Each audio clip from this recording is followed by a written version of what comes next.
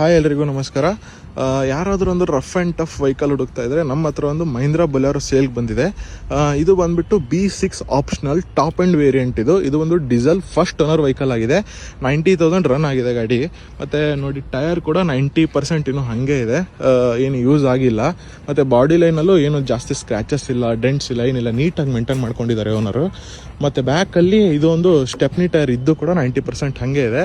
ಮತ್ತು ಸೈಡಲ್ಲಿ ಕಸ್ಟಮರು ಇದು ಆಕ್ಸೆಸರೀಸಲ್ಲಿ ಡೋರ್ ವೈಸರ್ ಹಾಕೊಂಡಿದ್ದಾರೆ.